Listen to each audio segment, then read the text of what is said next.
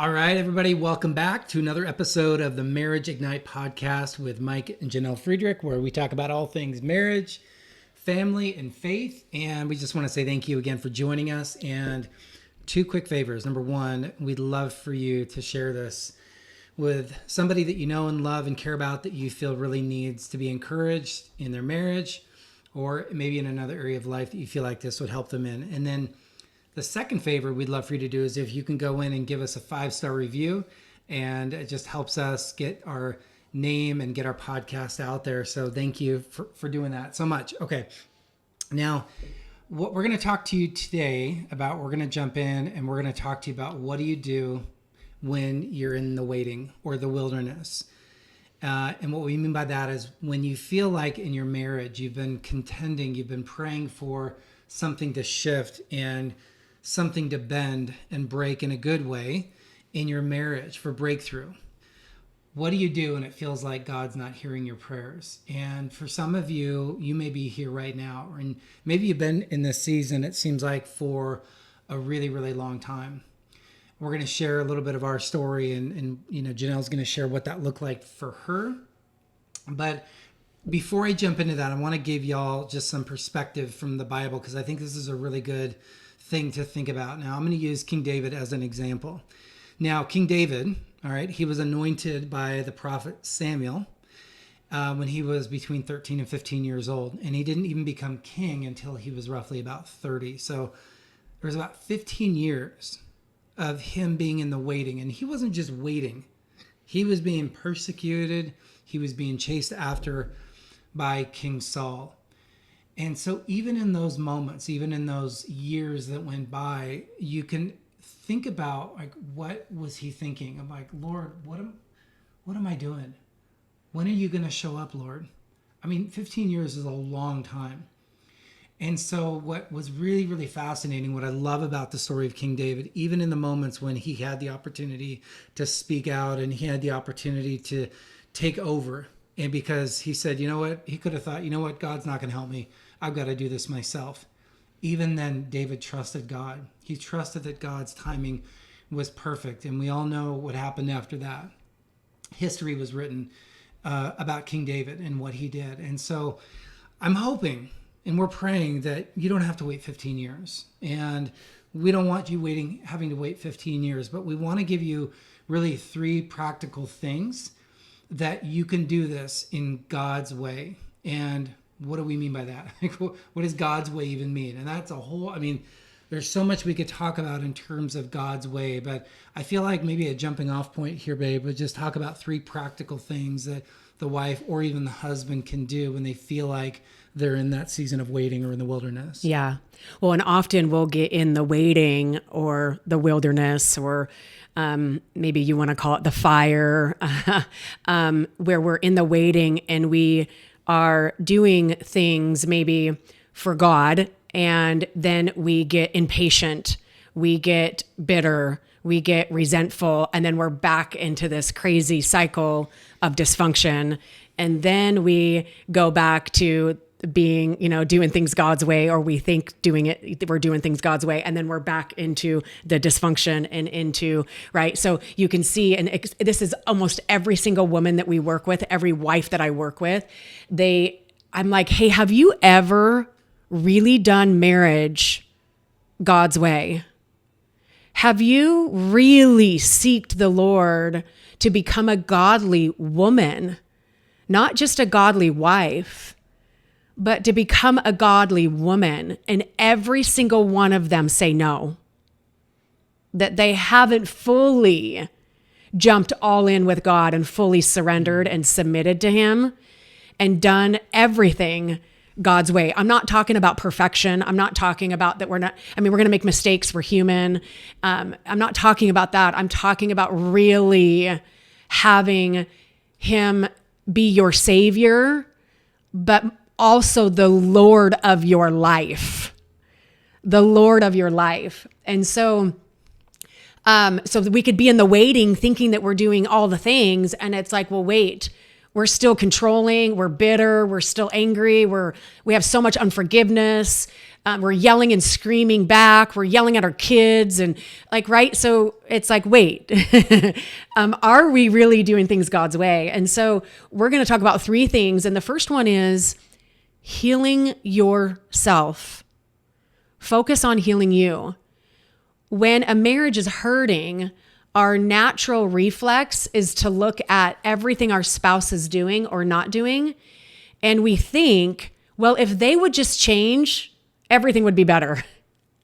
Like if he would just change, and that was me. I was there. I was bitter. I was angry. And I'm like, if he would just quit drinking, if he would just change, then everything would be better. But God's way often starts with you. And I know that maybe you did counseling and it didn't work. There were conversations that you had that went nowhere. You feel like your prayers are being unanswered because God is still working on you. God wants to work on your heart posture first. And so we hear from people all the time, well, we did counseling. We've been to 6 counselors. We've done this and we've done that and it didn't work. Well, there's lots of reasons that could be. But what happens is when we're so focused and fixated on our spouse and what they're doing and not doing, and we're not actually looking in the mirror and going, okay, God, you need to change me. All I have control over is me. When really I'm like, wait, I don't even have control over me because I want God to have control over me. But really, I'm the one who can, I'm the one who needs, let me say it this way. I'm the one who needs to take responsibility and look in the mirror and go, okay, God, I am angry. I'm bitter. I don't like who I am. I don't like who I'm becoming.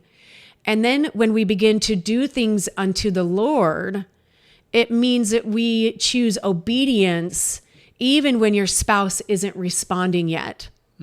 We choose to do things unto the Lord because we want to do things to please the Lord, not to please man or to get what we want or to get a certain response. And so we don't apologize just to get one in return. Yep. So if I do something that is not pleasing to the Lord, or I hurt your feelings, or maybe you hurt my feelings and then I hurt your feelings back, I'm going to come and apologize to you, even if I don't get one in return, because I want my conscience to be clean before the Lord. I want to please him over all. And so I'm going to do the things to serve you and to love you, even if I'm not getting something in return. Right. Yep. By the way, can I add, are you? No, go. Okay. Yeah. Now, by the way, this does not mean ignoring something that, destructive behavior, sinful things that may be happening for your spouse. It doesn't mean ignoring that and just saying, well, I'll just ignore it, whatever. Well, wait, let's talk about that for a second. If you have that happening right now in your marriage, if you have a spouse that drinking, destructive, like you need to get on your knees. You need to get on your knees like you have never been on your knees before and actually pray for God to give you the allotment for that day to handle what you need to handle in that day. You need to get on your knees because all of you that are listening, or most of you that are, you know that you don't want to leave. You know that you're not going to file. You know that this isn't your husband. You know this isn't who he is. You know that this is, or your wife, but you know this is not who they are. It's not who God called them to be, right? You're not fighting against flesh and blood. You're fighting against principalities, darkness. One translation says demons. But so you're fighting against not your husband. And so if you're in that situation, you need to get on your knees. Mm-hmm. Yeah. Yeah. And you talked about apologies, right? So if there's something that you need to own, and this is a whole training in and of itself, but a proper apology isn't, oh, I'm sorry that your feelings were hurt. No, it's about, I'm sorry because of what I said. I can see how that impacted you. I can see what I said, how that dishonored you. So that takes full responsibility. That's a very, very powerful and a really important distinction when we're talking about apologizing or owning whatever there is to own. Because there's 2 sides of this. Because I'm sure on the other side of the street, your husband if we're talking about husbands and wives, there's things that he could probably say that he has against you. Right? Well, okay, so let's talk about a real apology. Okay. Because this is like, okay, let's go. Yeah, real quick, Come on. because you don't just say, I'm sorry. I'm sorry I hurt your feelings. That's weak. That's a weak Right? apology. Well, that's not a real true apology. Well, it's not. A real true apology is saying, I'm sorry for doing this, this, and this, Yeah. right? Owning your side, like owning the responsibility of how you, even if it's 1%. That you hurt your husband or your spouse 1%, and then asking, will you forgive me? That second part is so key, babe. Yeah. Second part. And it's so important when apologizing and having a real, true apology. Because this is how you fight in the spirit realm. You cannot fight a fire with a fire because you're just going to get a bigger fire. You cannot fight a spirit with the same spirit. You're going to get more of the same spirit, which is not what you want. This is knowing how to fight in the spirit realm, in the unseen realm, which most of the world doesn't know how to do. Well, yeah. So you don't fight anger with more anger. You fight anger with love. Yeah. You fight cursing or a curse with a blessing. If you're going to fight fire with fire, you're just going to get a bigger fire. So it's important that you are doing things unto the Lord. And that's where focusing on healing you is so key. And so let's go in a little bit deeper here, because when you focus on you, it means that you are going to be loving. You're going to be forgiving. You're going to walk in humility because it pleases God, not just because you're trying to get a certain reaction from your spouse. You're doing it because it pleases God. And so the scripture in regards to this is Colossians 3:23, and it says, and whatever you do, do it heartily as to the Lord and not to men. So we are to do things unto the Lord. Everything we're to do unto him, no matter what's happening around us. And again, we've talked about this so many times. If you've got to put up healthy boundaries and things like that, yes. But often we just do things from our own flesh. We do things out of anger. We do things out of unforgiveness. And then we just sabotage the one thing that we're trying to repair, or that we're trying to, there's redemption or restoration that's starting to happen. We actually will destroy it because we're not doing things unto the Lord. And so if you look at focus on healing you, we've said this before in a couple of the other episodes, get help. Don't do this alone. Work on you and your reactions, your responses, what's going on in your heart and your heart posture. Okay, so let's move to the second one. The second one is gratitude. Gratitude is like fertilizer for a hurting marriage. It can revive what feels dead so fast.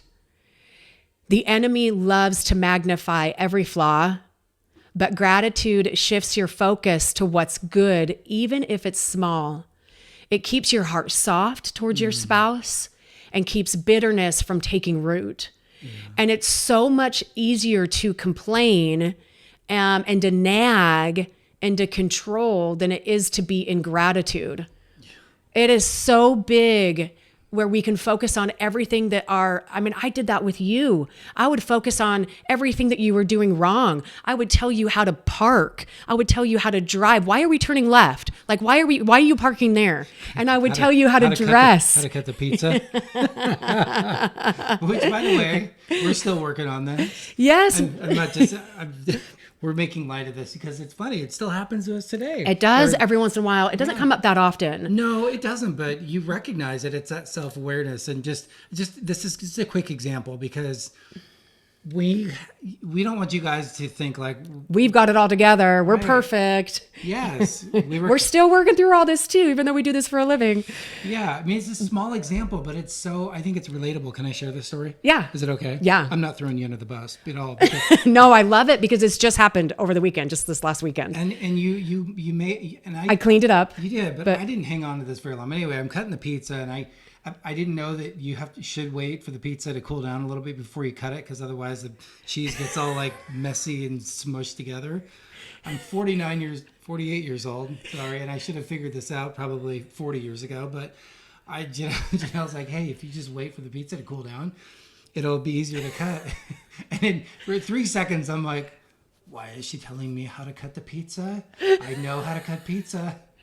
I mean, it's just real quick. I didn't stew on this very long. I was over it in 3 seconds. And then the next day he said, hey, babe, I'm sorry. I need to clean this up because I recognized yesterday I was telling you what to do. And I'm sorry. And I'm like, oh, cool. Thanks, babe. Well, and it was actually a couple minutes later that I looked at you and I was like, oh man, I'm so sorry that I told you how to cut the pizza. I actually worked for a pizza joint. That's the only reason why I know this is in high school, I worked for a pizza joint.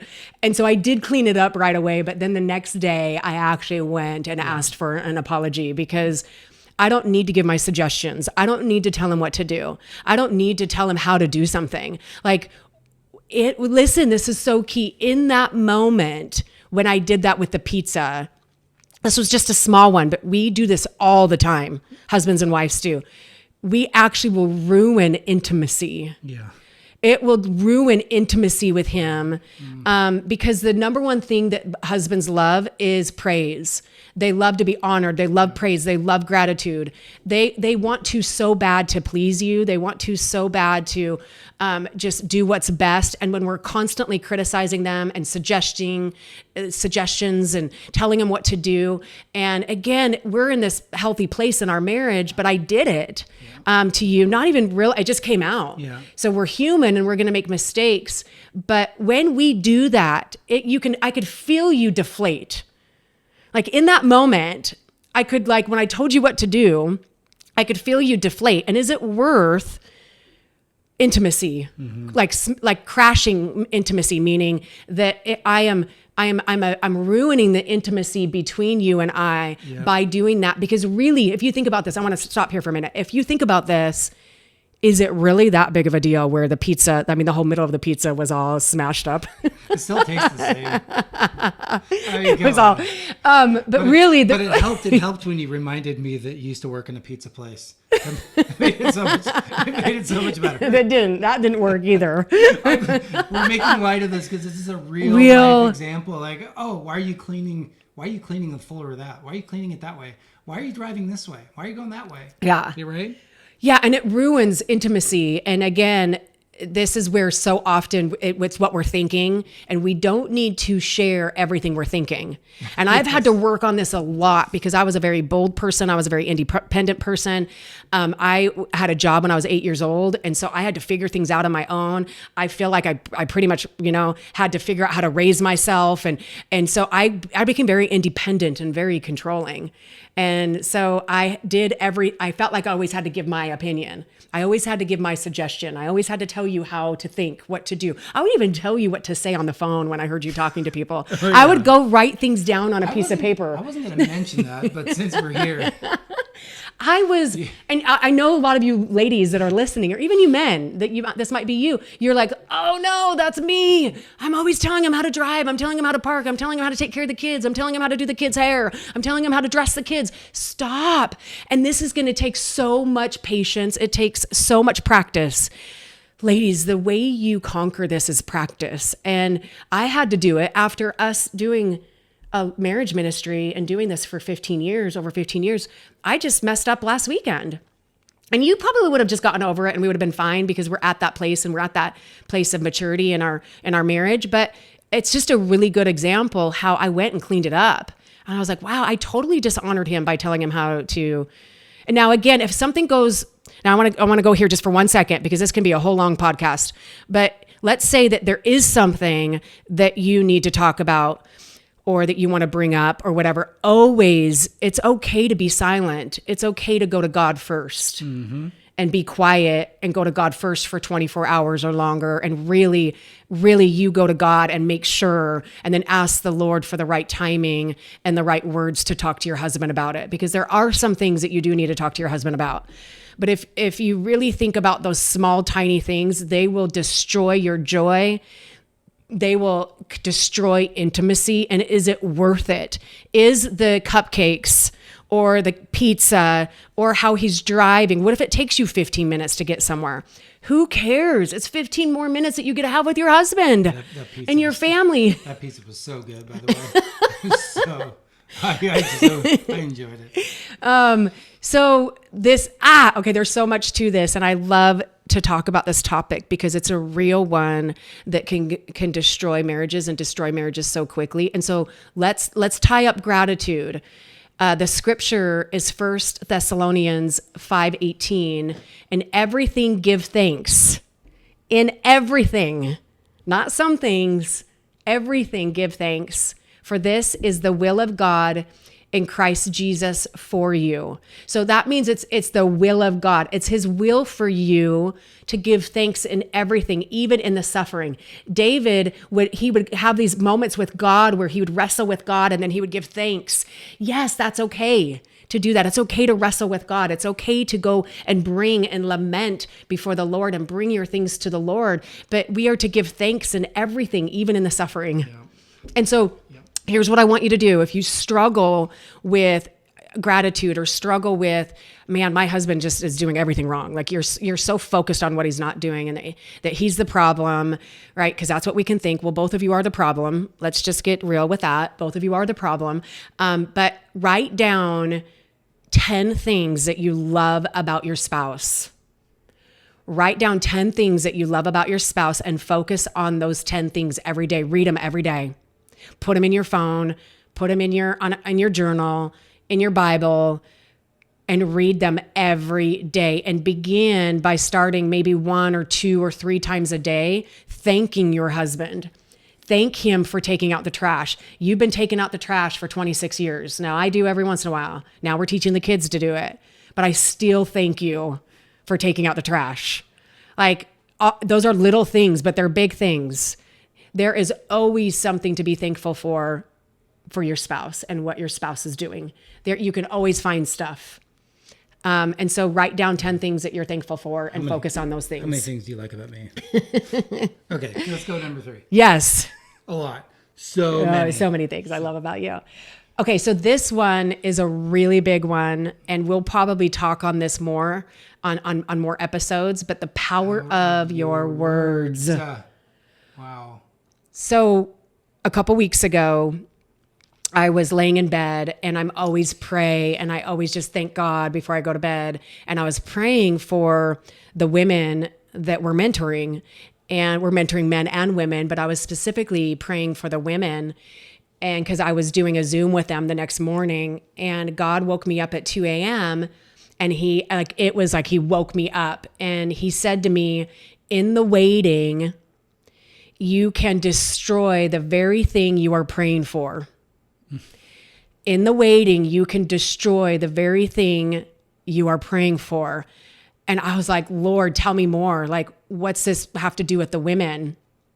And he began to, and I was so tired. And so he began to share some things with me, but I went to bed and then I woke up the next morning and I just got in my prayer time and in my prayer closet and began to ask the Lord about this. And he said, 1 minute, these women or you, okay, you listening to this, you listeners, you're praying for your marriage 1 minute. So you're in your prayer closet, you're going on a walk and you're praying. I mean, you're just warring and praying. And then the next minute, you're going out to lunch with a friend later that day or the next day, and you're gossiping and tearing down your husband with your words. I want that to sit for a minute. Where 1 minute you're praying for your marriage to be restored, for him to change, for you to change, for redemption to happen in your marriage. And then the next minute you're complaining, you're gossiping, you're tearing down your husband with your words, with a friend, with an in-law, with your mother, with your sister. It doesn't matter who it is. And you are literally destroying the thing that you're praying for. Yeah. You're destroying the thing that you're praying for. Which everything that you might be sharing, by the way, it might all be accurate. It might all be true. But words, you got to hear me on this one. Your words are nuclear in the spirit realm. And in the natural realm. They destroy. They are. Your words either destroy or they build life. Either one. Now, if we could only see what's happening in the spirit realm when the words get released out of our mouth, God spoke the world into existence.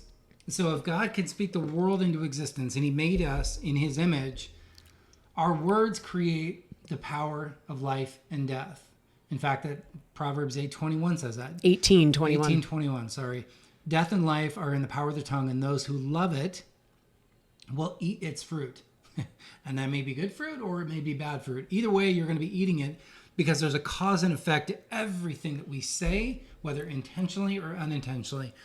And, we've been in this series at church about, or just even we've been talking a lot about gossip. And it's something that we have to be very careful of, because it's very tempting to say, well, I just need to get it out there. I need to vent. I need to talk to somebody. And that's true. You do need good people in your life that you can confide in, godly people, that you need people that are going to take a stand for you in your marriage, and not people that are going to continue to just commiserate with you and agree. Yeah, you know what? Your husband doesn't deserve you. Your wife he doesn't deserve that.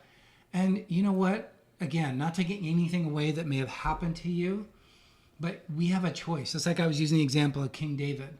He would not let any persecution come by way of violence or even the words that go against King Saul in that moment. And so really, this is so powerful. Your words are going to create your life, or they're going to destroy it. Yeah. And there's so much, again, on this topic. And so, again, going back to seek godly, God-fearing counsel, Holy Spirit-filled counsel, because they're going to help you move in the direction of moving forward, and they're going to speak life. They're going to be for your marriage. They're going to be for the both of you, and they're going to be quick to stop the negative words. And again, it's important that if you're dealing with someone, that you have someone godly that can help you walk through it. But we have to be so careful of our words and the words that we're speaking out of our mouth. Or we could just be at church. We see this so much at church where they're just gossiping about other people at church, and people gossiping about their pastors and gossiping about what their pastor's doing and not doing. And literally you are destroying everything around you by gossiping and participating in it. And oh gosh, there's so much that we can say here on what to do to excuse yourself from gossip. If you need to, say it. Say, hey, you know what? We're not going to gossip right now. We're stopping this right now. We're not going to talk about this person. Let's change the subject. Or if you need to get up and walk away. And so there are some things that you can do. And this is about not pleasing man. This goes back to doing things unto the Lord. And gossip is a sin. And so is complaining is a sin. And so this is where you want to do things unto the Lord. And so don't participate in the gossip. Don't participate in the complaining, right? Go to God for things that you need help with when you need help with things, because that is the key thing with having breakthrough. And so again, focus on healing you, walking in gratitude and praise in everything that you do, and really watch your words. Ask God to help you. Ask him to help you bridle your tongue, making sure that the words, there's a Proverbs that talks about that your words are like honey, that everything that comes off your mouth. And I'm really working on this with my kids, with our kids, because I feel like I'm like, wow, we're in this thick of disciplining and you and I are talking about this so much that I've got to work on how I respond to our kids, because we could be death to our kids and not even realize it, because we're so frustrated. And then we're responding from anger. And so not only do we respond from anger with our spouse, but we respond from anger with our children. Yeah. And so really asking God to help you. Yeah. All right. So you talked about, just wrapping this up, is not doing this alone. And even if you don't decide to work with us, that's okay. But get godly counsel in your life if you don't have it. Counsel that's going to take a stand for you, yes, your spouse, and your marriage. So we'll wrap that up. And if you need resources, we'll have resources in the comment section or in the caption and in the links. So Janelle has a course that you can look at called The Unwavering Wife. We have a full mentorship pathway called The Wise Wives, where she works directly with wives. And then I have a direct mentorship path called The Husbands of Valor, where I work specifically with the husband. So we'll wrap it up. Thank you so much for joining us this week. God bless you, and hope to see you again next week.